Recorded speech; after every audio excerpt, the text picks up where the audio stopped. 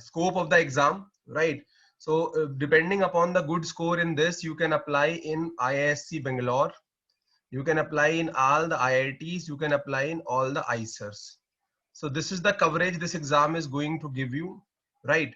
Plus additionally, it will be improving your CV, but these are one of the prestigious exam, or like I should say, IISc Bangalore is rank 1, followed by these ICERs and IIT in terms of research, right? So this is the advantage with this, and most of the syllabus, quite a syllabus is overlapping. So we will be asking you to conduct few, asking you to attend few of the classes in weekday session if required. That the time slot will be same as that of our net, or the syllabus, or that syllabus will be common, I should say. That is the common part where it will be both the side it is there, right? Now coming next to these things, if you can see here, ecology, which is a very common part, it will be there in ecology, evolution, gate also, and NT and net also. These fundamental concepts are there. Abiotic, biotic component, I will be just giving the brief of the syllabus, so that how will population ecology we will be teaching you, interaction, community ecology, right? All these will be there. Then apart from that, ecosystem functions, ye hai sara. Evolution specifically being taught here on these classes, because this is not common. So we will be teaching you Lamarckism and these things, Darwinism and modern synthesis. Then fundamental diversity of life, life history strategies, population, quantitative genetics, right? And we will be joining by almost like 4 experts, including me. We will be having Tanya. Then there is an other teacher. She scored under 10 rank 2 year back, and she's very good at ecology and evolution. She will be joining us. Then we will be taking help from Dr. Sudhanshu, right? And other people. Mathematics and quantitative ecology, these all things these all will be a part of statistics, which will be teaching you all these type 1, type 2 error, ANOVA, etc. Then behavior ecology, also a sole part of ecology and evolution. Then applied ecology and evolution, which is there, global climate change, disease ecology and evolution. So this is basically what ecology and evolution constitute of.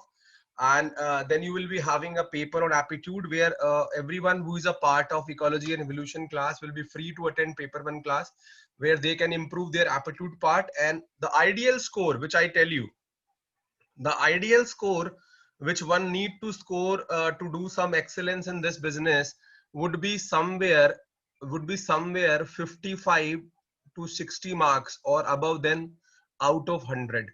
So this is the agenda for which we will be fighting in this. And once you are qualified, you are eligible to apply all these places which I told. This year the host institute is IIT Bombay, if I am not wrong, right? And once you qualify it, you will be eligible to apply in IISc Bangalore, all the new and old IITs, right? Any of the department. And then all the IISCR, there are 7 IISCR. So quite a good coverage, and the quality institute will be a part of if you crack this exam, right? Okay. So feel free, if you, in case you feel any doubt in between, right, to ask. Yeah, that is almost same, right? Yeah, I said under 20, under 10, not 110. Okay. So this will be there, and feel free to ask any doubts in between if you have. I will be available. For our student, the advantage is that we have kept the fee to 50%, right? For other, it is double the amount. Plus a separate kit will be sent to you. A separate kit will be sent to you, which we have designed 3-4 years ago for ecology evolution. A separate kit will be sent to you, right? For ecology evolution. Same will happen with we will be sending some of the additional. Yes, jointly it will be 100 marks paper, 100 marks paper, including subject and paper 1. So including aptitude and this, I guess 15 marks for aptitude, and rest of the 85 marks for subject, right? Similar kind of distribution. In aptitude, you will be having all those questions of age, time, train, English, bit of English, right? So it is almost parallel to paper 1 of our net, somewhat plus minus 2%, right? So with this we will begin it. And on Saturdays we will be having a 90-minute class, 7 to 8:30, and then there is a half an hour break, and after that in my environmental science and engineering class will begin. So on Saturdays, we will be having this schedule. On Sunday, the GATE ecology evolution class will be from 5 to 7. And then we will be having the class of engineering science and environment from 7:30 to 9:30. So these are the hours, like we will be devoting quite a good hours.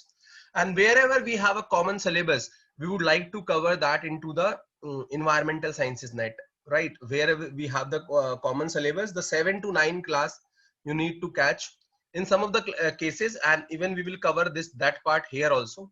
So with this, I will not take too much of time because Tanya is waiting for the class. So I will hand over the class to Tanya, and good luck to all the people who are targeting this. And I'm saying you, this is a good exam to be targeted if you are from environmental science domain.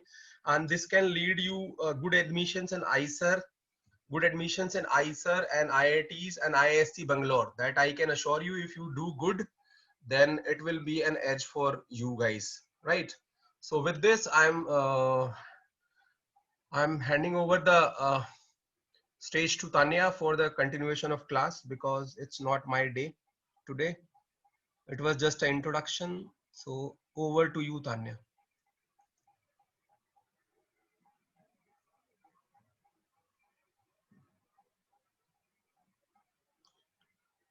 And this I am assuring that there will be no overlap with NetJRF. So feel free.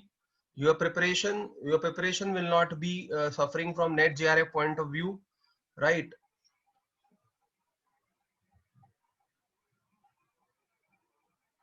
Just a second.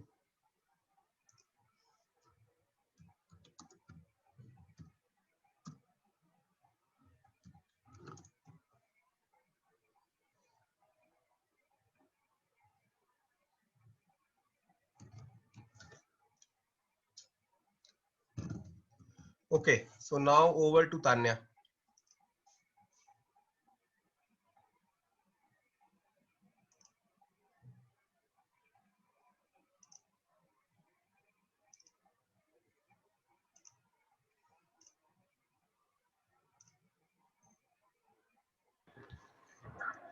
Hello. Hello. Uh, Good evening, everyone. Is my voice audible? Is my voice audible to everyone? Okay.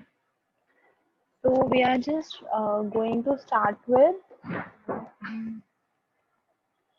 evolution. Just give me a minute. Just give me a minute.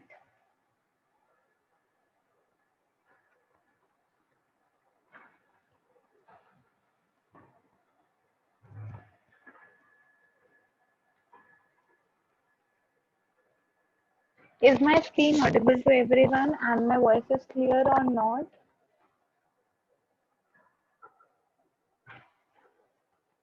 Is my screen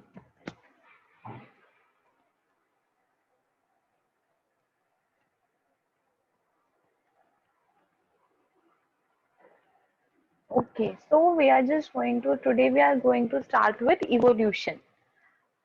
So, what is evolution? Evolution is a topic in which we have to study about how the audible. Okay.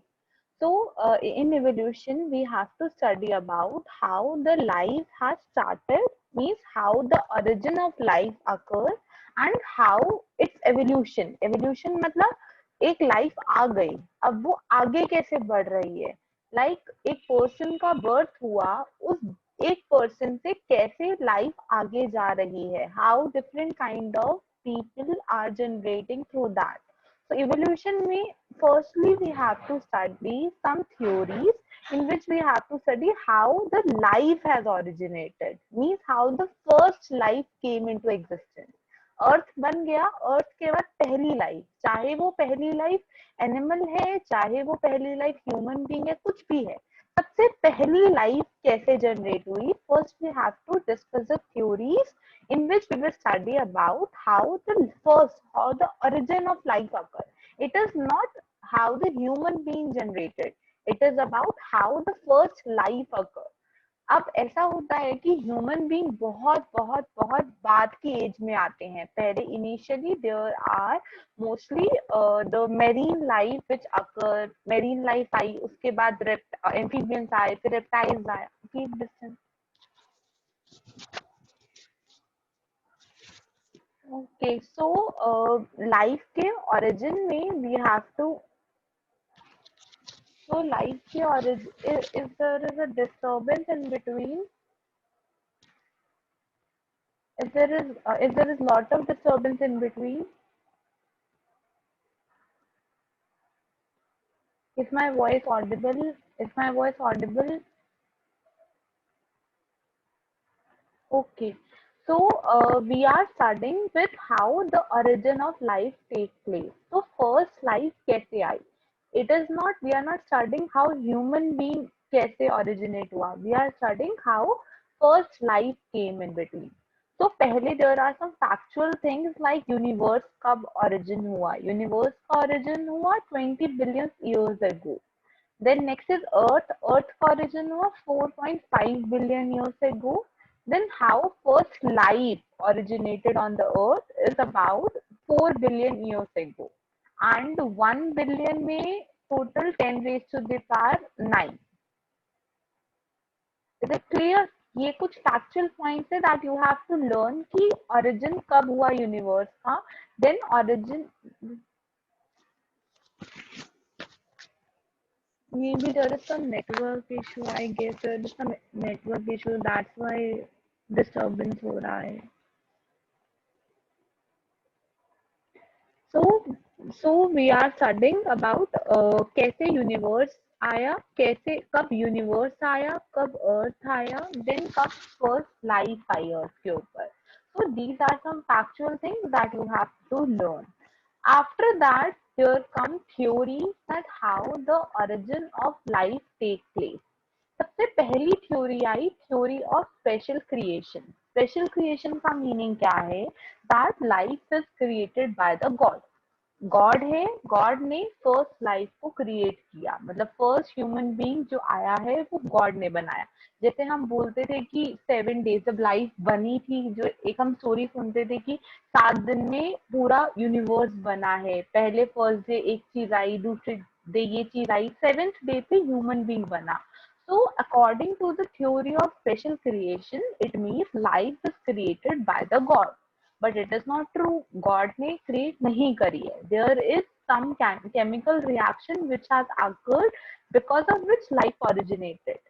Next comes the theory of panspermia. Panspermia का meaning होता है कि ये अर्थ है मेरा, अर्थ के बाहर कहीं पे कोई लाइफ थी एंड वो अर्थ के अंदर आ गई. This is life come from some outer space. जो हम एलियंस की बात करते हैं कि हमारे अर्थ के बाहर एक आउटर स्पेस में देयर आर सम एलियंस हैं जो रह रहे हैं and they move into the earth. This is about theory of panspermia. Panspermia means life come from a space, from the outer space. Basically, I am discussing these are not much important theories, but you should know the sequence in which different theories came. So these are the first two theories. First theory is theory of special creation, कि life is created by the God. Second one is panspermia, which means life come from the outer space. ये theory भी गलत हो गई कि नहीं, outer space से नहीं आया, अर्थ में ही कुछ ऐसे चेंजेस हुए हैं जिसकी वजह से मेरी life I. So the next important theory which came is the theory of spontaneous generation, or it is also called as abiogenesis theory. Abiogenesis means, bio means life, genesis means generation, generation of life. कैसे हुआ? From ए. ए का meaning होता है life से नहीं, मतलब ए कहीं पर भी लगा होता है. बायोजेनेसिस मीन्स लाइफ का ओरिजिनेशन लाइफ से हुआ, मतलब लिविंग थिंग से आई, मतलब कोई लाइफ है, life is a living being. तो living organism came from the living organism. This is the theory of biogenesis. Bio means life और genesis means generation. So generation of a life from a life, this is called as biogenesis. But उससे पहले एक जो theory आई थी that was abiogenesis. Abiogenesis का meaning था that life has generated from a non-living matter. So this is the difference between abiogenesis and biogenesis. Biogenesis means life came from a life, whereas abiogenesis states that life came from a non-living matter. Are these three theories clear to everyone? I am discussing spontaneous generation in more detail, but right now, are these points clear to everyone? Are these points clear to everyone? Oh, yes or no? Okay. So we have to discuss theory of spontaneous generation. Spontaneous मतलब एकदम से life generate हुई. एकदम से life कैसे generate हुई? With the help of some non-living matter. That's why we have called it abiogenesis. So it means generation of life from a non-living matter. किसी non-living matter से generate हुई life. उन्होंने क्या बोला कि हमने क्या देखा, हमने एक ग्रेन का, ऐसा होता है ना, व्हीट राइस ग्रेन का एक बड़ा सा एक भरा हुआ थैला था, एक कैरी बैग था जिसके अंदर ये सब चीजें प्रेजेंट थी, सारा ग्रेन्स भरे हुए थे। उसमें क्या हुआ, उन्होंने देखा कि उस रूम में, जिस रूम में हमने वो बैग रखा था, वहां पे कोई माइस नहीं था। But after few days when we have got into that room, वहां पे एक माइस आ गया, माइस स्पॉन्टेनियसली अकर हो गए। तो उन्होंने बोला mice has came from the grain, that means grain is a non-living thing and mice is a living thing, so a living thing has generated from a non-living thing. ऐसे ही उन्होंने बोला maggot appear in a meat, एक meat खाने का टुकड़ा, meet पड़ा हुआ था, नॉनवेज पड़ा हुआ था, ऐसे ही पड़ा हुआ था, कुछ दिन बाद हमने देखा वहां पे मैगॉट आ गए। Maggot is a kind of fly, larva flies होती हैं, फ्लाईज वहां पे आ गई। तो उन्होंने बोला meat was non living and a living being which is a maggot came from that meat. So they have, on this basis, they have told that there is a theory of abiogenesis, means life has created from a non-living matter. This is about theory of spontaneous generation. So उसके evidences क्या थे? पहला evidence ये था कि माइस जो आया वो ग्रेन से आया। दूसरा एविडेंस था मैगोट आया मीट से। So that means any living organism has originated from a non-living matter. This is about theory of spontaneous generation. But after that, various scientists came who disapproved this theory.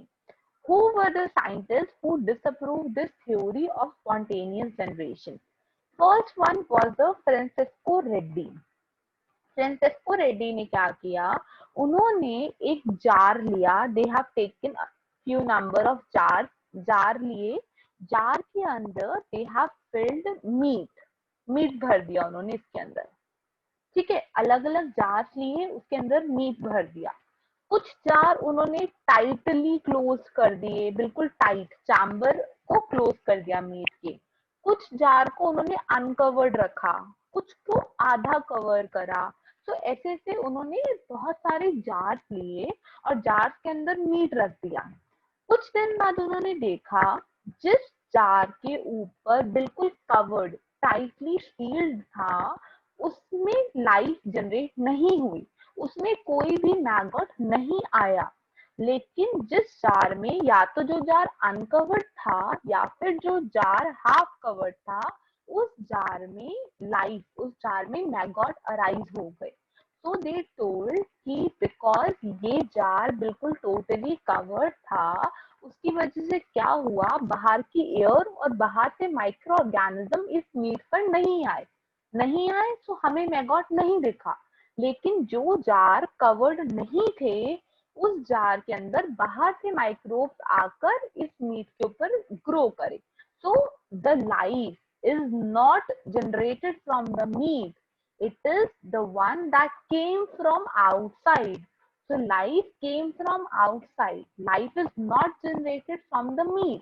So he was the first one who disapproved this theory of spontaneous generation. He told कि हमें नहीं पता ये बाहर वाली life कहाँ से आई, but जो मीट के ऊपर हमें मैगॉट दिख रहे हैं ना, they have came from the outside. मतलब meat was not a source of maggot. Meat, non-living matter was not a source of the living matter. बाहर से एयर में जो माइक्रोब्स घूम रहे थे वो अंदर आए और उनको मीट मिला, उनको खाना मिला, and they have grow up. So life non living matter से नहीं आई. Is it clear? The theory of Francisco Redi is clear to everyone. Is this theory clear that on what basis they disapprove the theory of spontaneous generation? उन्होंने कुछ भी नहीं बताया कि how new life came, how the first life came, but he told कि जो life है वो non living matter से तो नहीं आई. They don't tell, they didn't tell anything about how life created, but they surely said that the life has not came from meat. Maggot has not arrived from the meat. This is the first one who disapproved this theory. Next came Spalzani. You have to learn these names because they can ask you that out of these scientists who have disapproved the theory of spontaneous generation. So you have to learn them.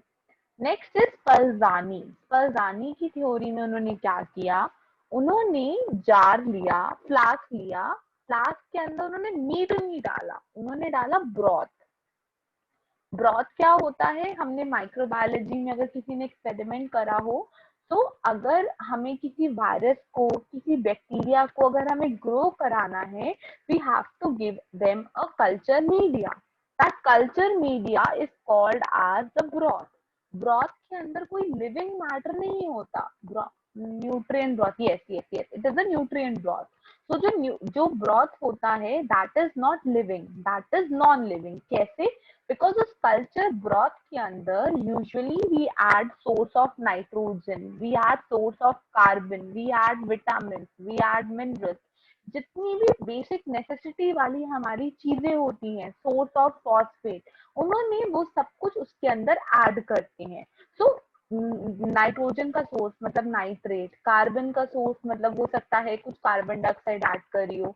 वैसे usually carbon का source के लिए वो glucose डालते हैं. Phosphorus का source के लिए they have added phosphate. So all of these things are non living. तो उन्होंने क्या किया, उन्होंने ब्रॉथ लिया. तो broth is a non living matter. It is like a meat. जैसे मीट नॉन लिविंग था, वैसे ही ब्रॉथ भी नॉन लिविंग था. तो उन्होंने क्या किया, उन्होंने ब्रॉथ लिया, ब्रॉथ को इस फ्लास्क के अंदर फिल करा, and similar to the experiment of Francisco Redi, उन्होंने भी वही किया. कुछ जार्स को ओपन रख दिए और कुछ जार्स को उन्होंने क्लोज कर दिए, टाइटली पैक्ड कर दिए. तो जो ऑब्जर्वेशन हमें फ्रांसिस्को रेड्डी से मिली कि नॉन लिविंग मैटर से लाइफ नहीं आई, सेम वही चीज हमें इन्होंने भी बताई कि जो जो जार्स ओपन थे उनके अंदर लाइफ आई, उसके अंदर माइक्रोब्स मिले. तो वो जो माइक्रोब्स थे वो कहीं बाहर के एयर में जो माइक्रोब्स थे वो अंदर आए, उनको ब्रॉथ मिला, उनको कल्चर मीडिया मिला, and they grow their number. So initially, first organism came from the outside of the broth, and after that first organism came, उसने ब्रॉथ के न्यूट्रिएंट को यूटिलाइज करा और अपना नंबर इंक्रीज करा. सो पहली लाइफ ब्रॉथ से नहीं आई, it has came from the outside. और पहली लाइफ आ गई, उसने नॉन लिविंग चीजें यूज करके अपना नंबर इंक्रीज करा. So they have also disapproved this theory of my spontaneous generation. On what basis they have disapproved? They have used broth instead of meat. But experiment was almost similar. बिल्कुल similar सा experiment था. सिर्फ यही change था कि उन्होंने meet की बजाय उन्होंने ब्रॉथ यूज करा. Both meat and broth are non-living matter. So he was the second one who disapproved this theory. Is this theory clear to everyone? फिर वही उन्होंने बोला micro organism didn't come from the broth but from the air that entered the flask. Is this theory clear to everyone? Is this theory clear to everyone or not? Then moving towards the third, अभी भी ये सब चीजें भी देखने के बाद लोग जो साइंटिस्ट थे ऑल ओवर द ग्लोब वो अप्रूव नहीं हुए. वो अभी भी उन्होंने बोला कि there exist means ma'am meat and broth are both nutrient and why choose broth. Just because they want to explore something. अब अगर हमें किसी थ्योरी को डिसअप्रूव करना है तो हमें बहुत सारे अलग अलग अलग काइंड के एक्सपेरिमेंट्स करने पड़ेंगे जो सेम रिजल्ट शो कर रहे हो। तो that's why they have chosen some different source कि क्या इसमें भी सेम यही चीज आ रही है। बिकॉज किसी भी थ्योरी को डिसअप्रूव करने के लिए हम सिर्फ एक बेस नहीं बोल सकते, हमें बहुत सारी चीजों की हेल्प से उसको दिखाना पड़ेगा, तभी हम उस थ्योरी को डिसअप्रूव कर पाएंगे ना। दैट्स व्हाई उन्होंने एक सोर्स ढूंढ लिया दूसरा कि क्या इसमें भी यही होता है। अगर इसमें भी यही होता है तो वी कैन से कि हाँ दोनों चीजों में यही चीज हो रही है। Is your doubt clear Kumar Gaurav? Next, broth is a liquid media. Broth जो होता है ना, ब्रॉथ इज मोस्टली इसका दो कैटेगरी होती है, लिक्विड भी होता है, सेमी सॉलिड भी होता है। अगर हमारे ब्रॉथ में अगार 2% अगार सॉल्यूशन एक होता है, अगर हमने अपने ब्रॉथ में 2% अगार सॉल्यूशन डाल दिया, that broth will become semi solid. But अगर मैंने सारे न्यूट्रिएंट्स डाले but I haven't added agar, then it would be liquid.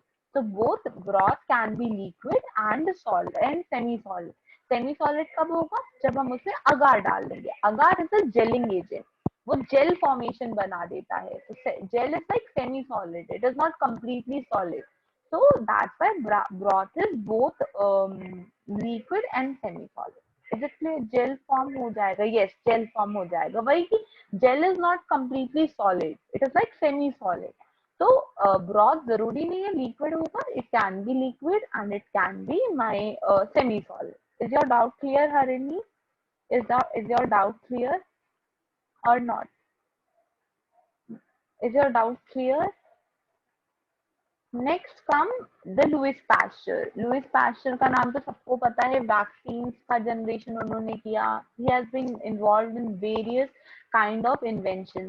तो लुइस पास्चर आई 1800 में। उन्होंने अभी तक फ्रांसिस्को रेड्डी और सल्वानी के एक्सपेरिमेंट के बाद भी लोग अभी भी कंप्लीटली उन्होंने ये अप्रूव नहीं करा कि there is a theory of spontaneous generation, जो गलत है। अभी भी उनको डायलेमा था कि there may be a chance कि ये थ्योरी ऑफ स्पॉन्टेनियस जनरेशन ठीक हो।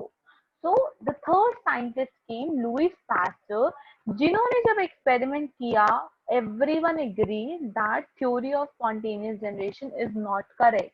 Life has not came from a non-living matter. तो उन्होंने क्या किया? उन्होंने सेम वही चीज, फ्लास्क लिया, फ्लास्क में ब्रॉथ डाल दिया। उनका डिफरेंस क्या था? What was the difference in his and Spallanzani experiment? उन्होंने क्या किया, जो उनका फ्लास्क था ना, फ्लास्क सपोज ऐसा है, उन्होंने क्या किया, उन्होंने दो टाइप के फ्लास्क लिए। एक फ्लास्क जिसकी स्ट्रेट, जिसकी जो नेक है ना वो स्ट्रेट नेक है, और दूसरा फ्लास्क लिया जिसकी जो नेक थी वो एस शेप थी, कुछ कुछ, it was not straight, it is like S shaped, ऐसे there is some curve in between. एक ऐसे और दूसरी S shaped, is like curved है उसके अंदर, it is not a straight neck. इसकी वजह से क्या हुआ, उन्होंने क्या बोला कि जब हमने अंदर ब्रॉड डाला तो क्या होगा, बाहर से एयर आएगी एंड बाहर से एयर के अंदर माइक्रोब्स भी आएंगे। ठीक है। जब स्ट्रेट नेक जब उन्होंने यूज करा, उस केस में क्या हुआ, लाइफ एग्जिस्ट हुई यहाँ पे। He has observe some life, उन्होंने ऑब्जर्व करी देयर इज अ लाइफ। जब उन्होंने एस शेप नेक यूज करी तो क्या हुआ, air is a liquid, air liquid है तो sorry air is a gas, तो गैस तो कैसे भी मूव कर सकती है किसी भी डायरेक्शन में, चाहे हम उसको एस शेप से भेजें चाहे हम उसको स्ट्रेट नेक से भेजें, गैस तो कैसे भी मूव कर जाएगी। लेकिन गैस के अंदर जो माइक्रोब्स हैं, they are not vapour in nature, they are इधर सॉलिड पार्टिकल्स होंगे, कुछ कुछ जो माइक्रोब्स होंगे वो सॉलिड पार्टिकल होंगे। तो क्या होगा, वो बार बार इस पे टकराएंगे, जैसे जैसे अंदर आएंगे वो वॉल्स पे टकराएंगे, कभी इधर टकरा रहे कभी इधर टकरा रहे हैं। तो they were not able to reach the broth. Air तो चली जाएगी अंदर, बट जो एयर के अंदर माइक्रोब्स हैं, they were not able to reach inside this broth. Why? Because they are solid material. Solid material जैसे इसको टकराएगा फिर इधर से इधर से टकराएगा, तो इट विल बिकम डेड, वो अंदर तक नहीं पहुंच पाएगा। So on that basis, he has observed कि जब हमने straight neck use करी थी, there is the growth of organism in the broth. But when we have used my S-shaped neck, उस केस में there is no growth observed. So उन्होंने क्या बोला, फ्लास्क कंटामिनेट नहीं हुआ. एस जो स्ट्रेट नेक था उसमें flask get contaminated means there is some growth of organism. और फ्लास्क नॉट गेट कंटामिनेटेड मतलब फ्लास्क में कोई भी लिविंग ऑर्गेनिज्म नहीं आया. तो उन्होंने बोला कि जो एस शेप्ड था नेक, उस केस में even the air moves in but it did not produce microbes because microbes were not able to reach inside the broth. Air is a non-living thing. Non-living thing तो अंदर गई but life फिर भी नहीं आ पाई because living thing नहीं पहुंच पाई अंदर. अगर एक organism भी पहुंच पाता तो it have used that broth and increased its number. But वहां पे एस शेप होने की वजह से इतना ज्यादा मतलब प्रॉब्लम थी उनको पहुंचने में कि वहां पे ऑर्गेनिज्म रीच ही नहीं कर पाया. तो ऑर्गेनिज्म नहीं पहुंचा, दैट मीन्स लाइफ जो है वो ऑर्गेनिज्म से ही आएगी.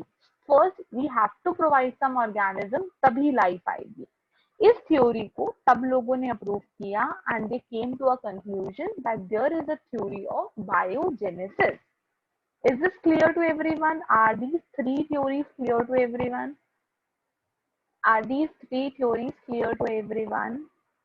फिर उन्होंने बोला living organism no matter how small it is, चाहे वो कितना भी छोटा है, but it must have originated from a living organism. कितना भी छोटा भी अगर लिविंग ऑर्गेनिज्म है ना, उसको लाइफ ही चाहिए अपने आप को ओरिजिनेट करने के लिए. So there come a theory of biogenesis means life has came from a life. Bio means life, life से generation हुआ life का.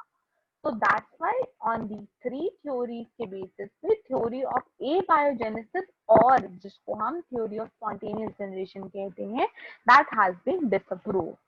Is this clear to everyone? Is this clear to everyone?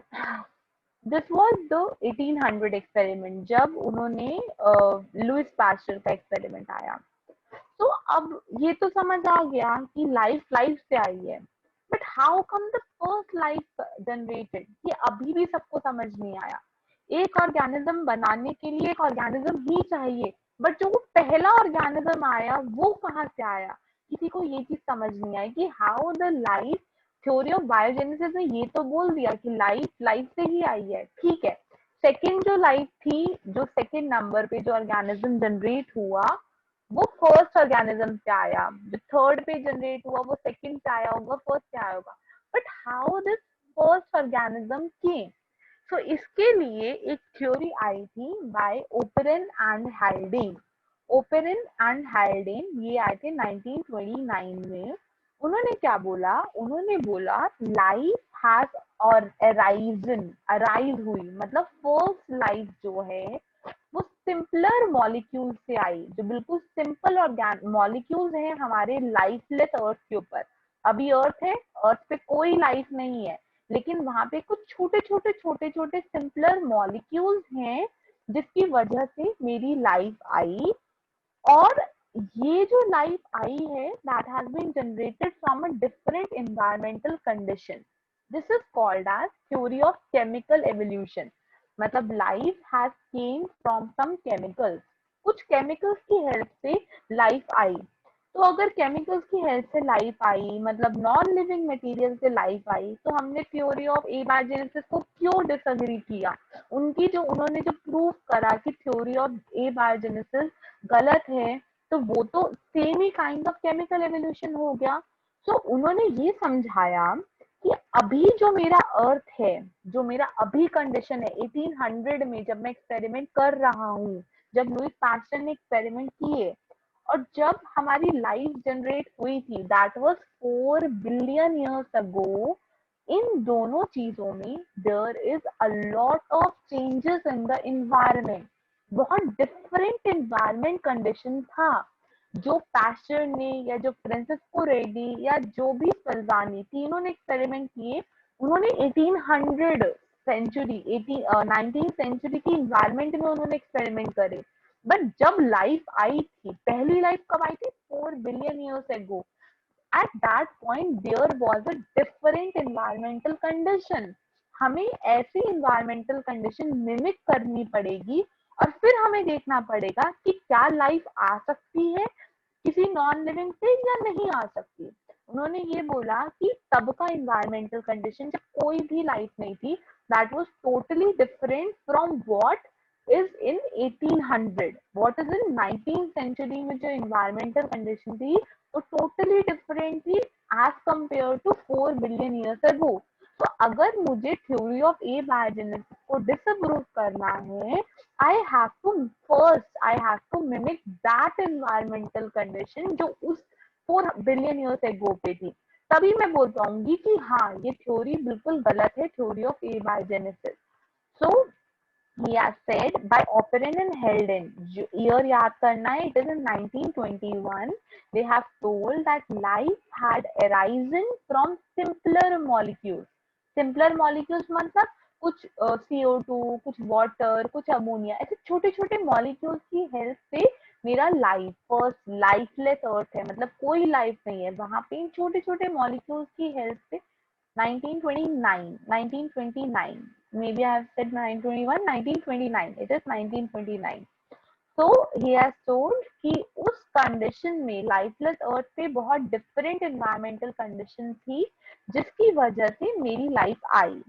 So what were the differences जो आज के और तब के environment में थे? First and the most important difference is उस टाइम पे 4 बिलियन ईयर्स एगो पहले जो मेरा इन्वायरमेंट था वहां पे ऑक्सीजन नहीं थी, that is a reducing environment. Reducing मतलब loss of oxygen, gain of oxygen is oxidation reduction. क्या होता है ऑक्सीडेशन रिडक्शन? ऑक्सीडेशन मतलब ऑक्सीजन प्रेजेंट है, रिडक्शन मतलब ऑक्सीजन नहीं है। gain of oxygen is called as oxidation, loss of oxygen is called as reduction। तो उन्होंने बोला जो पुराना 4 बिलियन ईयर्स एगो वाला एनवायरमेंट था that was reducing environment, there was no oxygen present in that environment. Oxygen कैसे आई? जब लाइफ आई, प्लांट्स आए, प्लांट्स की वजह से क्या हुआ? प्लांट्स की वजह से मेनली क्या हुआ, प्लांट्स ने बाहर से CO2 को लिया और ऑक्सीजन को बाहर रिलीज करा। फोटोसिंथेसिस में क्या होता है, CO2 प्लस वाटर रिएक्ट करेंगे and they will make glucose plus oxygen. तो जब प्लांट्स अराइव हुए उस टाइम पर क्या हुआ, प्लांट्स के आने के बाद ऑक्सीजन उन्होंने बाहर के एनवायरनमेंट से ऑक्सीजन लिया, वाटर लिया, बाहर ऑक्सीजन रिलीज करा, जिसकी वजह से एयर में ऑक्सीजन आई और मेरा इन्वायरमेंट ऑक्सीडाइजिंग इन्वायरमेंट हुआ। मतलब पहले इनिशियली जब कोई लाइफ नहीं थी, कोई प्लांट नहीं था, कोई बैक्टीरिया नहीं था, कोई वायरस नहीं था, उस टाइम पे there was no oxygen in the environment. Oxygen came, oxygen arrive when I have provided them with some plant जब ओरिजिन हुए तभी ऑक्सीजन आया। So the most important difference between today's environment और पुराने environment में was the reducing environment। तब reducing था मतलब वहां ऑक्सीजन नहीं थी, और आज के टाइम में ऑक्सीजन है। और हम अभी जितने भी एक्सपेरिमेंट करे हैं, हमने लुईस पैशन ने किया है, बल्जानी ने किया है, उन सब में उन्होंने ऑक्सीजन को तो हटाया नहीं। We have to remove that oxygen, तभी हम कंक्लूजन दे सकते हैं। नेक्स्ट उन्होंने कहा पहले के इन्वायरमेंट में बहुत ज्यादा हाई टेम्परेचर था, there was a high temperature. क्यों? क्योंकि अर्थ जो था वो earth is made up of molten lava, बिल्कुल गरम गरम हॉट अर्थ था। अर्थ का बहुत साल, बहुत बिलियन बिलियन ईयर्स एगो उसका जो टेम्परेचर था दैट इज 1000 डिग्री सेल्सियस। आज की डेट में अर्थ का temperature is not 1000 degree Celsius. तो पहले का जो टेम्परेचर था वो बहुत ज्यादा था, there was a high temperature. Lava था, लावा जब अर्थ में हॉट लावा होगा उसकी वजह से वॉल्केनिक इरप्शन, लावा जब बाहर निकलता है there is a volcano, there is a volcanic eruption. तो high temperature, lava high temperature क्यों था? Because there was lava, lava था जिसकी वजह से वॉल्केनिक इरप्शन हुआ और वॉल्केनिक इरप्शन ने ये गैसेस रिलीज करी, मीथेन, अमोनिया, कार्बन डाइऑक्साइड, ये सब गैसेस रिलीज हुई। और बाहर वाटर था। ये सब चीजें थी पुराने इन्वायरमेंट में, but there was no oxygen. So if we want to predict something about how the first life came, we have to create this kind of environment, then only we can do this. ये point समझ आया? Chemical evolution अभी हम और कर रहे हैं. ये थ्योरी समझ आई? ये थ्योरी इतना समझ आया कि नहीं आया?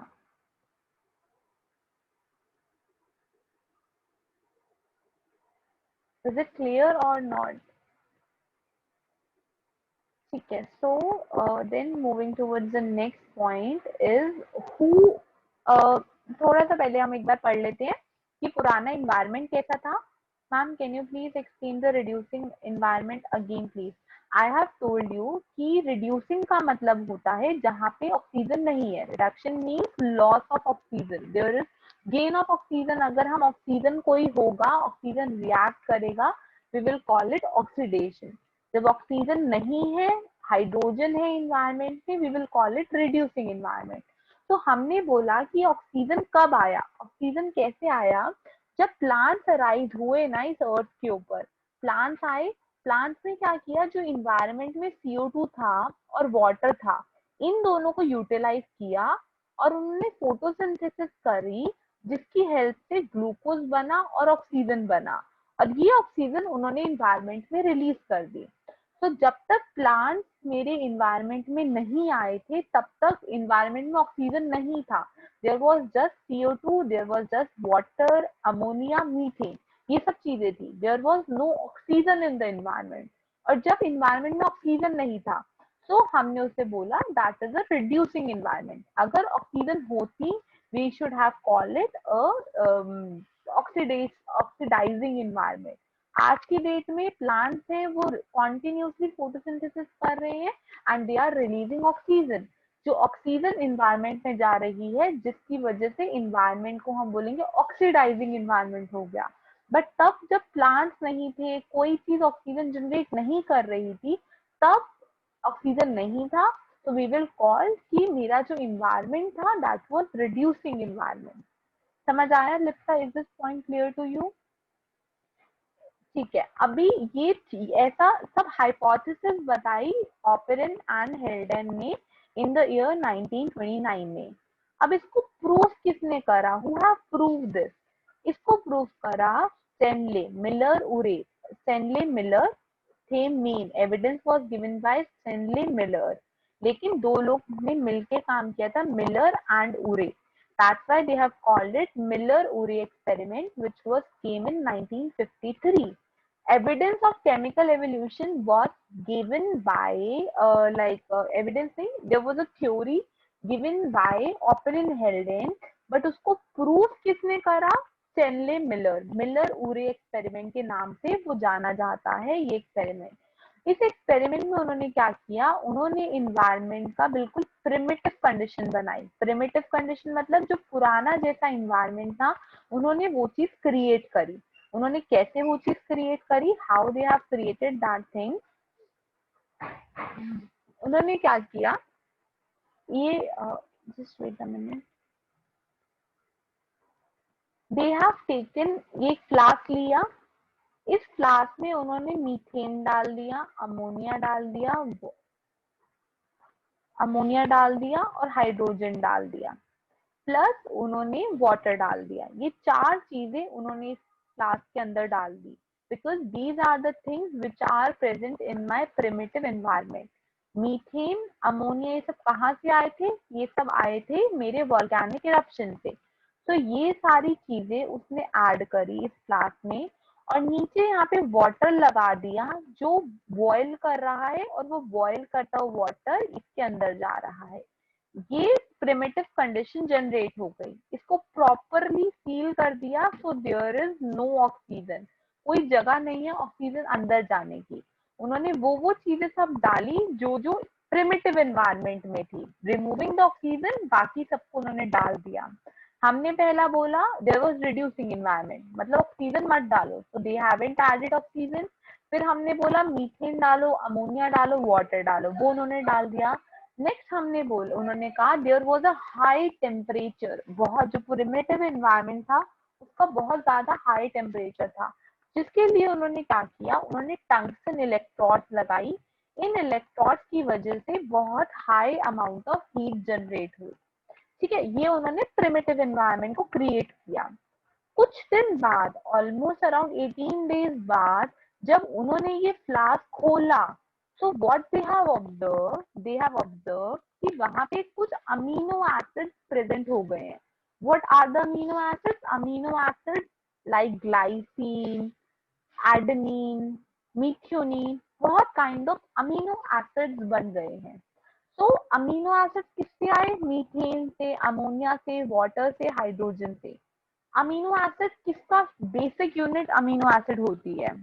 हमारी बॉडी में क्या कोई ऐसी चीज है जिसकी बेसिक यूनिट अमीनो एसिड होती है? Is there anything in our body जिसका बेसिक यूनिट अमीनो एसिड होता है? It is protein. तो हम प्रोटीन, जो हमारी पूरी बॉडी है, जो हमारा मस्कुलर मास है, हमारी बॉडी में तीन सबसे इंपॉर्टेंट चीजें हैं। One is source of carbohydrate, other is protein, and finally the one would be fat. ये तीन चीजें हैं जो मेरे बॉडी में सबसे ज्यादा हाई अमाउंट में, एंड वाटर, वाटर तो ऑब्वियसली प्रेजेंट है ही। 70% of our body is made up of water. बाकी कुछ बचे कुछ मिनरल्स और विटामिन हैं। तो प्रोटीन जो होती है, अमीनो एसिड, बहुत सारे अमीनो एसिड जुड़ के प्रोटीन बनता है। बहुत सारे शुगर मॉलिक्यूल जुड़ के, मतलब ग्लूकोज ग्लूकोज ग्लूकोज, ऐसा कुछ शुगर मॉलिक्यूल जुड़ के कार्बोहाइड्रेट बनते हैं। और जो हमने नेक्स्ट बोला, my third one would be fat. Fats कैसे बनते हैं? Fats are made up of fatty acid plus glycerol. ये सब चीजें जुड़ के ये तीन कंपाउंड बनते हैं। तो उन्होंने बोला इस एनवायरनमेंट में जब हमने 18 डेज के लिए रखा, we have seen amino acid in the media. Media में अमीनो एसिड मिल गए, मतलब अमीनो एसिड, छोटे छोटे अमीनो एसिड मिले। अगर हम इसको और भी ज्यादा दिन के लिए रखेंगे, may be 1 year, 2 year, 3 year, कुछ टाइम के लिए इसको रखेंगे, ये अमीनो एसिड जुड़ के प्रोटीन बनाएंगे। इन प्रोटीन से कुछ ना कुछ निकल के फैटी एसिड बनेगा, फैट बनेगा।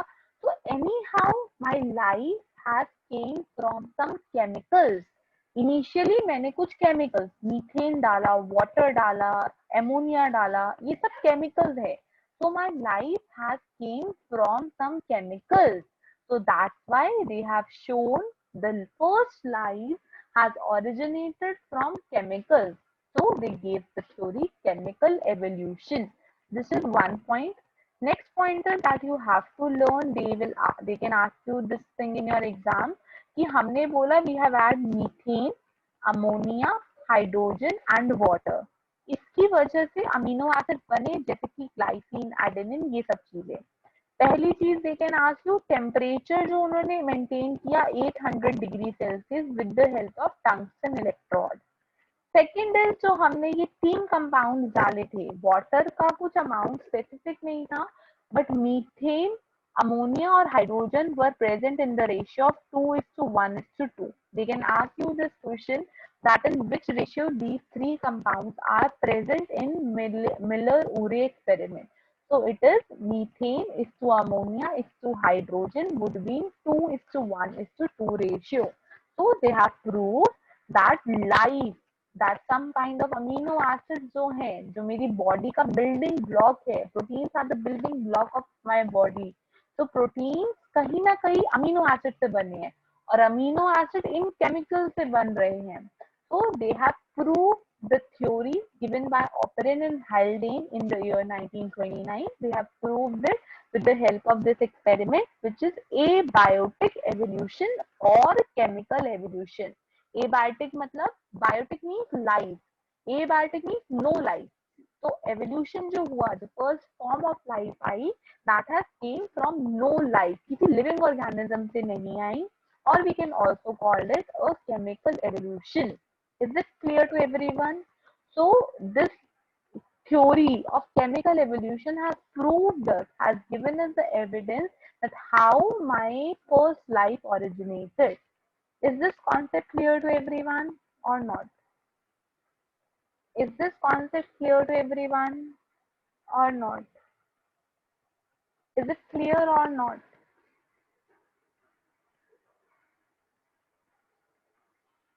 Ma'am, from which book we have to study evolution part? Basically, sir has provided you like with the study material. In that there is a book for evolution. You can refer that. इतना बहुत detail में नहीं पढ़ना है because usually question came from this part only. I am covering almost every part. And methane, ammonia, and hydrogen. Yes, it is in the ratio of 2:1:2. Yes. Shall I prefer Pathfinder? Yes, you can. If you have that book, you can prefer that too. There is no problem in that. You can prefer that. But just see it कि जो wording, जो topics आपके syllabus में लिखे हैं कि आपने वो सब topic cover कर लिए हैं because GATE में काफी questions are directly from the topic और जो GATE का syllabus है वो बहुत ही ज़्यादा haphazard manner में है. It is not in a like order में arrange नहीं है. उन्होंने डायरेक्ट फर्स्ट पॉइंट एवोल्यूशन में लिखा है Lamarckism Darwinism which is the theory of evolution जो हम नेक्स्ट पॉइंट में पढ़ेंगे तो उस ऑर्डर में मत पढ़ना but just try to see कि आप सारे टॉपिक्स कवर कर लो that is important so shall I move forward is it clear to everyone is it clear to everyone shall I move forward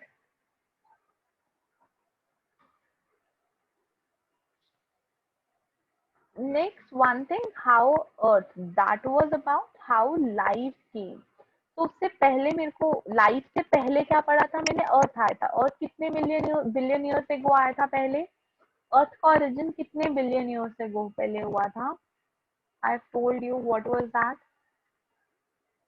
how many billion years ago earth ma'am please name the forms of amino acid in the glycine and adenine glycine and adenine they have seen those 4.5 billion years एगो पहले अर्थ आया था तो अर्थ कैसे आया था एक hot लावा था अर्थ का जो कोर है जो इनर मोस्ट कोर है दैट कंटेन्स हॉट लावा बिल्कुल गरम गरम लावा था जब उसके ऊपर वाटर ने टच किया किसी गर्म चीज के ऊपर वाटर टच करेगा तो क्या होगा उसकी वजह से वाटर का अगर temperature 100 degree Celsius is the boiling point of water तो अगर वाटर का टेम्परेचर 100 डिग्री सेल्सियस से इंक्रीज होगा that will eventually lead to evaporation of water तो जब वाटर इवेपोरेट करेगा वाटर जब वाटर ने हॉट लावा को टच किया हॉट लावा का टेम्परेचर बहुत ज्यादा हाई था 800 900 डिग्री सेल्सियस उसकी वजह से क्या हुआ वाटर इवेपोरेट हो गया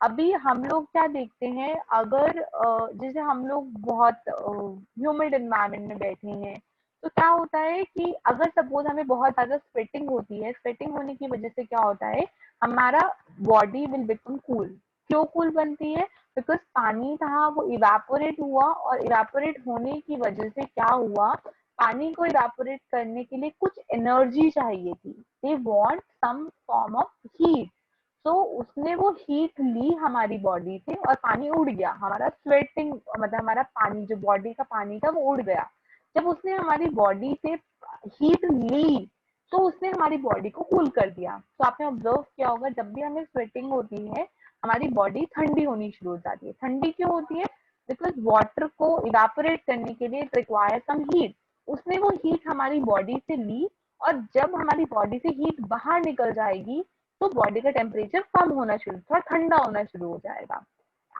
आप लोगों ने ये चीज ऑब्जर्व करी है नहीं करी कि जब भी स्वेटिंग होती है हमारी बॉडी बिल्कुल ठंडी होनी शुरू हो जाती है वाई क्यों क्यों ठंडी होती है the reason behind that is कि जब वाटर को इवेपोरेट करने के लिए 100 डिग्री सेल्सियस चाहिए उसे कुछ हीट चाहिए that heat is taken up either from some environment और फ्रॉम आवर बॉडी और जब वो हमारी बॉडी से एनर्जी लेगा हमारी बॉडी से हीट बाहर निकल गई तो there is some cooling of our body तो दैट्स व्हाई जब स्वेटिंग होती है जब वाटर इवेपोरेट होता है देयर इज कूलिंग ये आप लोगों ने ऑब्जर्व करा है have anyone observe this thing कि जब स्वेटिंग होती है देयर इज सम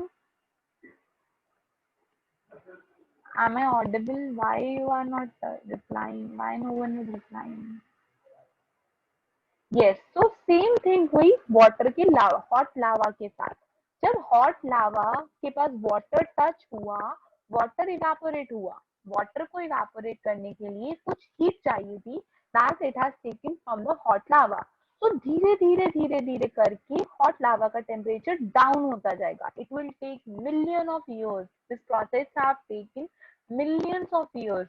बट धीरे धीरे जैसे जैसे ये वाटर पानी जो पानी है वो हीट यूज करेगा, वो इस लावा का टेम्परेचर कम करता जाएगा. एक पॉइंट आया बहुत जैसे आपने पढ़ा 4.5 बिलियन ईयर्स एगो पहले अर्थ बना था.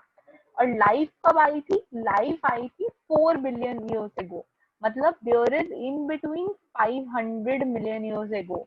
उस टाइम में क्या हुआ, बीच बीच में पानी इवेपोरेट होता गया, लावा थोड़ा सा ठंडा हुआ, फिर पानी इवेपोरेट हुआ, लावा थोड़ा सा ठंडा हुआ, ऐसे धीरे धीरे धीरे.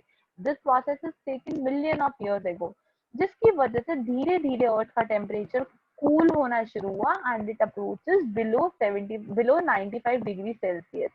जिसकी वजह से क्या हुआ, अब जब वाटर इसे टच करेगा ना, वाटर को 100 डिग्री चाहिए इवेपोरेट होने के लिए, तो उसको 100 तो मिल नहीं पा रहा है इससे. तो क्या होगा, वाटर इवेपोरेट नहीं होगा, वाटर नीचे सेटल डाउन होता जाएगा. और जब वाटर सेटल डाउन होगा अर्थ के ऊपर, तो there is a layer of like rivers, oceans, ये सब चीजें बननी शुरू हो जाएंगी. वाटर बॉडीज बननी शुरू हो जाएंगी. वाटर उड़ेगा तो वाटर बॉडी से पानी जाएगा, बट अभी तक तो वाटर बॉडीज बनी नहीं थी. अब जब वाटर को हीट नहीं मिल पा रही, तो वो उड़ नहीं पाएगा. तो it will settle down. Settle down होगा तो धीरे धीरे वाटर बॉडीज आएंगी. वाटर बॉडीज के अंदर वाटर आएगा. वाटर आया, वाटर के अंदर बाहर से जो एयर में जो मेरा मीथेन है, अमोनिया है, वो सब इधर पेनिट्रेट करेगा. तो वाटर है, वाटर के अंदर मीथेन, अमोनिया, हाइड्रोजन इन्वायरमेंट से आए. इस पानी के अंदर कुछ रिएक्शंस हुए और इस रिएक्शन की वजह से हमारी first life originated in the my water body. So this is how Earth originated and then how उस वाटर बॉडी के अंदर कैसे मेरा ऑर्गेनिक मॉलिक्यूल जनरेट हुए, वाटर के अंदर ऑर्गेनिक कंपाउंड जनरेट हुए, जैसे कि अमीनो एसिड, फैटी एसिड, ये सब चीजें जनरेट हुई and this has eventually lead to the first life. तो कुछ टर्म्स होती है जो हम यूज करते हैं. व्हाट आर दोस टर्म्स जो हमें पता होनी चाहिए. धीरे धीरे अमीनो एसिड बने, अमीनो एसिड बने, फैट्स बने. They are the simpler organic molecule. They are the simpler organic molecule. जब वो छोटे छोटे मॉलिक्यूल्स अमीनो एसिड जोड़ जोड़ के एग्रीगेट बनाएंगे ना, amino acid amino acid amino acid, fatty acid fatty acid fatty acid, जब ये छोटे छोटे मॉलिक्यूल्स बड़े बड़े बनेंगे, it will make protein, it will make fat. उसको हम बोलते हैं coercive wait. Coercive weight is a term which is used when we will say that simpler organic molecules aggregate to form complex organic molecules. This is called as coercive weight. अब coercive weight बना, उसके बाद finally proteins बन गए, fats बन गए और carbohydrate बन गए. ये सब एक सेल की फॉर्म में कन्वर्ट हो जाएंगे. And this is how my first life originated, which is a single celled compound. Single cell हमने पढ़ा हुआ है, यूनिसेलुलर ऑर्गेनिज्म, मल्टीसेलुलर ऑर्गेनिज्म. सबसे पहले यूनिसेलुलर ऑर्गेनिज्म आया था, फिर मल्टीसेलुलर ऑर्गेनिज्म आया था. तो पहले इनऑर्गेनिक मटेरियल से ऑर्गेनिक कंपाउंड्स बने, which were the simpler organic compound. तो सिंपलर ऑर्गेनिक कंपाउंड जैसे जैसे जुड़ते गए जुड़ते गए जुड़ते गए, बड़े बड़े एग्रीगेट बने. उन एग्रीगेट्स को हम बोलते हैं कोअर्सिव वेट. और जब वो एग्रीगेट एक सेल की फॉर्म में कन्वर्ट हो गए, वी विल कॉल कि मेरा लिविंग ऑर्गेनिज्म बन गया या एक लिविंग सेल बन गया.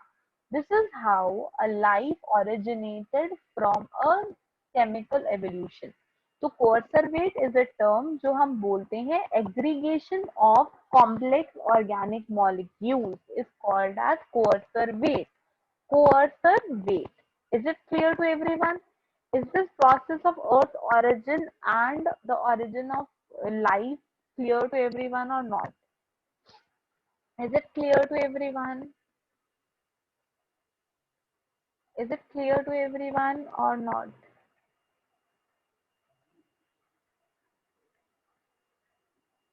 Clear.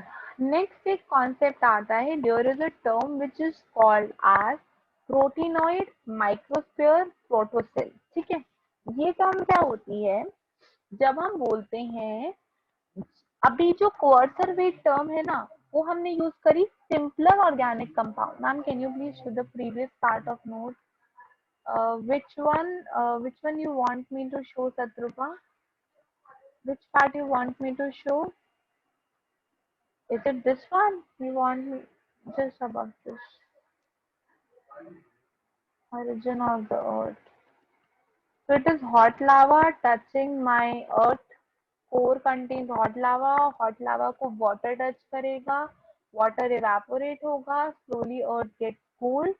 Water start accumulating on the earth, and finally इसके बाद water plus temperature causes chemical reaction to take place.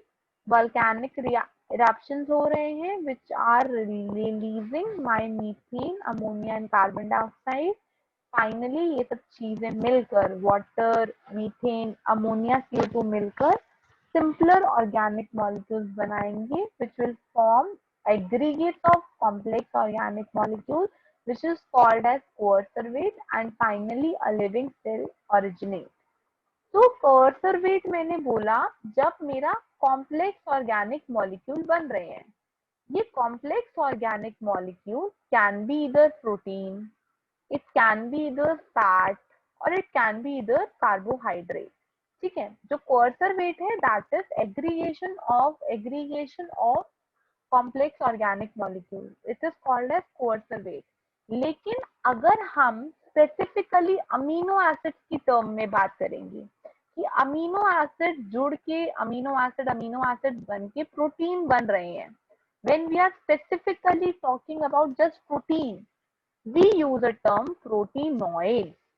जब हम कॉम्प्लेक्स ऑर्गेनिक मॉलिक्यूल की बात करें which include either all the proteins, all the fatty acid, carbohydrate, we use the term coacervate. लेकिन जब हम सिर्फ अमीनो एसिड के बारे में बात कर रहे हैं, we will use the term कि बहुत सारे अमीनो एसिड थे, वो जुड़ के प्रोटीन बने. उन प्रोटीन्स को उन्होंने नाम दे दिया प्रोटीनॉइड. और ये प्रोटीनॉइड जब और ज्यादा कॉम्प्लेक्स होंगे, ब्रांचिंग होगी इन प्रोटीन्स के अंदर, we will call it a microsphere.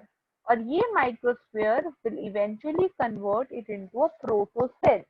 तो दिस इज द ऑर्डर जब हम अमीनो एसिड की बात करें कि अमीनो एसिड कैसे कन्वर्ट हो रहा है कॉम्प्लेक्स प्रोटीन में. तो हम तीन टर्म यूज करते हैं. प्रोटीनॉइड सबसे पहले बनेगा प्रोटीनॉइड, सेकेंड में बनेगा माइक्रोस्फीयर, एंड थर्ड में बनेगा प्रोटोसेल. लेकिन अगर हम सिर्फ ये बोल रहे हैं कॉम्प्लेक्स ऑर्गेनिक मॉलिक्यूल्स का एग्रीगेशन हो रहा है, we are not specifically talking about amino acid. Complex organic में फैट्स भी इंक्लूड होते हैं, प्रोटीन भी इंक्लूड होते हैं, कार्बोहाइड्रेट भी इंक्लूड होते हैं. तो हम टर्म यूज करते हैं कोअर्सर वेट. लेकिन अगर हम स्पेसिफिकली बात करेंगे सिर्फ और सिर्फ अमीनो एसिड कैसे कैसे बड़ा होगा, कैसे कैसे वो सेल की ग्रोथ में हेल्प कराएगा, then we use a term. सबसे पहले प्रोटीनॉइड बनेंगे, फिर माइक्रोस्फीयर बनेगा, एंड फिर प्रोटोसेल बनेगा. Is this concept clear to everyone? Is this concept clear to everyone और not? Is it clear to everyone? Clear. So this is about theories of how aggregation of simplest organic molecules clear. Yes. So this is how the first life has originated from on my earth. अब पहली life आ गई. पहली life की help से बहुत सारे organism, बहुत सारे और कॉम्प्लेक्स सेल्स बनेंगे. एक छोटा सा एक फिश थी, फिश के बाद रेप्टाइल्स, एम्फीबियंस आए, एम्फीबियंस के बाद मैमल्स आए, मैमल्स बर्ड्स आए, फिर मैमल्स आए. तो अब हमें पढ़ना है there are few theories of evolution. मतलब कैसे कैसे एक फॉर्म से दूसरा फॉर्म आया. पहले हमने पढ़ लिया हाउ फर्स्ट लाइफ जनरेटेड. अब फर्स्ट लाइफ जनरेट होने के बाद हाउ इट हैज इवॉल्व्ड. हम बोलते हैं ह्यूमन बीइंग का जो प्रिमिटिव थे, दे वर मंकीज. तो मंकीज से कैसे एक ह्यूमन बीइंग बना, Human being is the advanced version of a monkey. हमारे ancestors हैं monkey. So how a monkey has converted into a human being? That is the theory of evolution. How we have evolved. अब हमें पढ़नी है what are the theories of evolution, कि कैसे हम evolve हुए, कैसे हम monkey से जो ऐसे करके चलते थे और हम उससे ट्रेट ह्यूमन बीइंग बने, कैसे हमारी स्पाइनल कॉर्ड बनी. So there are, this is how we have evolved into a human being from a monkey. This is the theory of evolution, कि कैसे हम ह्यूमन बीइंग इवॉल्व हुए फ्रॉम अ मंकी, और कैसे एम्फीबियन से reptiles बने, कैसे रेप्टाइल्स से कहीं ना कहीं लिंकेज बर्ड्स के साथ है, कैसे रेप्टाइल्स से बर्ड्स बने. So this is the theory of evolution, means how we have evolved. तो इसके लिए दो मेन थ्योरी होती हैं. First is Lamarckism and second is Darwinism. दो थ्योरीज है जो हम पढ़ते हैं related to theory of evolution. पुरानी वाली थ्योरी थी theory of origin of life. अभी जो हम थ्योरीज ये दोनों पढ़ रहे हैं, they were theory of evolution. ठीक है, डिफरेंस समझ आया. व्हाट इज लेमार्किज्म और डार्विनिज्म, दोनों थ्योरी ऑफ एवोल्यूशन में आएगा. लेकिन जो हमने पुरानी जितनी भी थ्योरीज पढ़ी, केमिकल एवोल्यूशन और spontaneous generation, they were all the theories of origin of life. ठीक है. So the next point is evolutionary theory deals with how life changes after its origin. Origin वाला origin हो गया, origin हुआ through chemical evolution. So how they have changed origin से वो अभी कैसे change हुआ, that is governed by evolutionary theory. It is not the theory of origin of life, it is the theory of evolution. Is this concept clear to everyone? Is this concept clear to everyone or not? Hello? Hello? Is my voice audible? Is my voice audible?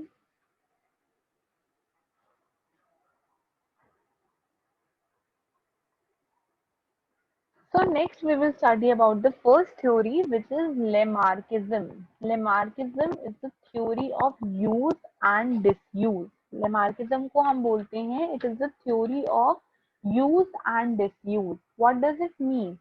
It means जिसको हम दूसरा नाम बोलते हैं inheritance of acquired characteristics. इसका meaning क्या था? एक organ, ma'am 2 minutes break please. This we are ending our class in maximum 10 more minutes. Litsa, so I think we should continue. With 8:20 हो गए, we will end up by 8:30 only. So yes, it will end up at 8:30. So we will just continue with 10 more minutes. So we are first discussing the theory, which is Lamarckism, which is the theory of use or disuse. And second one is the inheritance of acquired characteristics. Yes, 7 to 8:30 for evolution. So first is Lamarckism, जिसको हम बोलते हैं theory of use or disuse, और इसी का दूसरा नाम है inheritance of acquired characteristics. ठीक है. अब लेमार्किज्म की थ्योरी क्या होती है? लेमार्किज्म की थ्योरी ने ये बोला, एक ऑर्गन था, एक ऑर्गन मेरे पास है, मेरी बॉडी में है, अगर मैं उसको कॉन्टिन्यूसली यूज करूंगी ना, यूज करती रहूंगी, तो उसका फंक्शन और ज्यादा मॉडिफाई और ज्यादा अच्छा होगा. इट इज लाइक, अगर मैं सपोज कुकिंग कर रही हूँ, मैं रोटी बना रही हूँ, आज मैं रोटी बना रही हूँ, मैं कल बना रही हूँ, परसों बना रही हूँ, रोज मैं रोटी बना रही हूँ, तो क्या होगा, जो मेरी स्किल होगी एक चपाती बनाने की, दैट विल इम्प्रूव. मैंने जिस चीज को यूज किया वो चीज इम्प्रूव हो रही है. सपोज मैं ड्राइविंग कर रही हूँ, तो मैंने आज ड्राइविंग करी, मैं कल दोबारा कर रही हूँ, मैं 1 मंथ तक रेगुलरली ड्राइविंग करूंगी. So comparing to my first day, जब मैंने ड्राइव किया था, मेरी 30th डे पे my driving has improve. Why it has improved? Because I have used that skill regularly. So this is theory of use and disuse. जिस चीज को मैं यूज करूंगी, जिस ऑर्गन को मैं यूज करूंगी, उसका फंक्शन और इनहांस होता जाएगा और इम्प्रूव होता जाएगा. लेकिन जिस चीज को मैं यूज नहीं कर रही, डिसयूज मतलब जिस चीज को मैं यूज ही नहीं कर रही हूँ, वो चीज day by day it will become degenerated and finally it will be lost.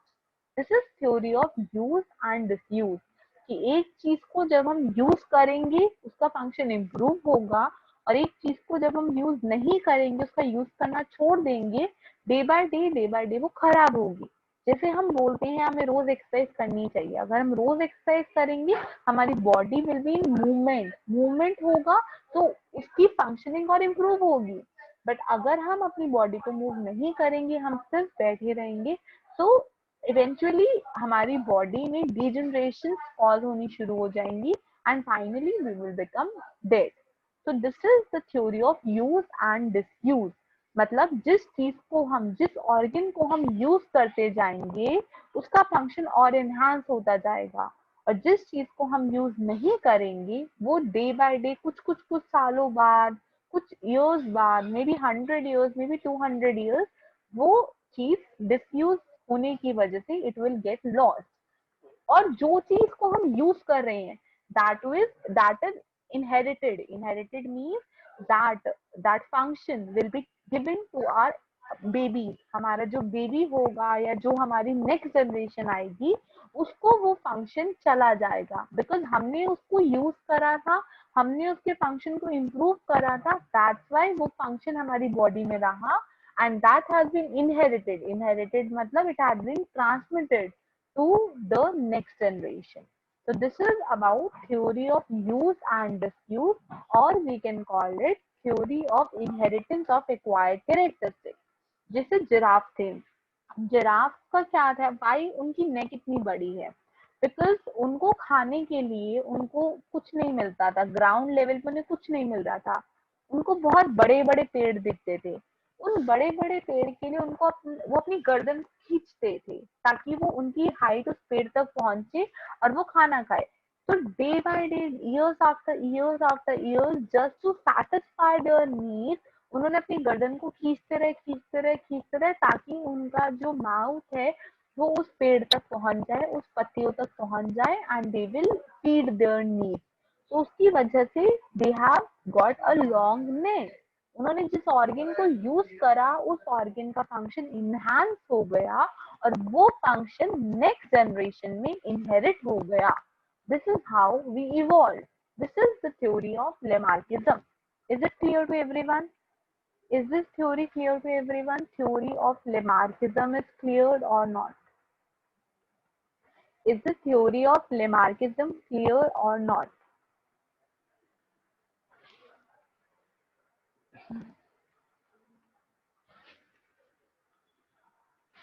Clear. Giraffe is underused Lamarck. Underused Lamarck means, Harini, what are you asking?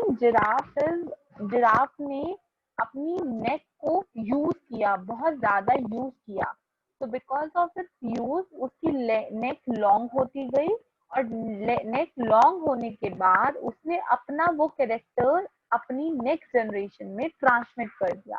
That's why theory of inheritance of acquired characteristics. Acquired means that we have eventually gained. हमने, giraffe की छोटी सी नेक थी, उसने उसको बहुत use किया, it has acquired a character which is a long neck, उसने उसको एक्वायर्ड किया। नेचुरल वो चीज होती है जो हमें हमारे पेरेंट्स से मिलती है, एंड एक्वायर्ड इज समथिंग जो हम अपने बाद में गेन करते हैं, that is a acquired character. Natural is something that we have gained from our parents. हमारी सपोज हमारी आईज का कलर ऐसा है, that we have gained from our parents, inherited from our parents, but हमने बहुत सारा खाना खाया, हमने एक्सरसाइज नहीं करी, उसकी वजह से हम ओबीस हो गए, that we have acquired through our lifestyle. तो हमने, जिराफ ने एक कैरेक्टर एक्वायर करा, उस कैरेक्टर को उसने नेक्स्ट जनरेशन में ट्रांसमिट कर दिया। Now it is clear to you? Okay, then moving towards the next theory, which is Darwinism. Darwinism की theory थी theory of natural selection. That theory of natural selection. अभी हम इसको डिटेल में next class में पढ़ेंगे। उससे पहले कुछ पॉइंट, एक बुक लिखी थी डार्विनिज्म की, the origin of species, which is written by Alfred Wallace, and Darwin in the year 1959. ये कुछ years हैं that you have to learn. जैसे कि डार्विनिज्म की ईयर क्या है, उसके बाद मिलर उरे का एक्सपेरिमेंट किस ईयर में हुआ था, देन लुइस पैस्चर का एक्सपेरिमेंट किस ईयर में हुआ था. There are some years that you have to learn. So second theory which came was of my Darwinism, which is the theory of natural selection. Theory of use and disuse or theory of inheritance of acquired characteristics was given by Lamarckism. Lamarck and Darwin gave the theory of natural selection. उन्होंने अपनी natural selection की theory को समझाया था एक book में जिसका नाम था Origin of Species, जो किस ईयर में आई थी? It came in the year of 1859 and it was written by Alfred Wallace and Darwin. So this is about Darwinism की कौन सी थ्योरी थी और उन्होंने उस थ्योरी के बारे में कहाँ पे लिखा था. इस थ्योरी में आया था there is a struggle for I guess we should end up it here only because अभी ये थोड़ा डिटेल में चला जाएगा natural selection. So we will just end up our class for today because वो फिर रह जाएगा बीच में. We will start with this theory of natural selection in the next class. So thank you so much.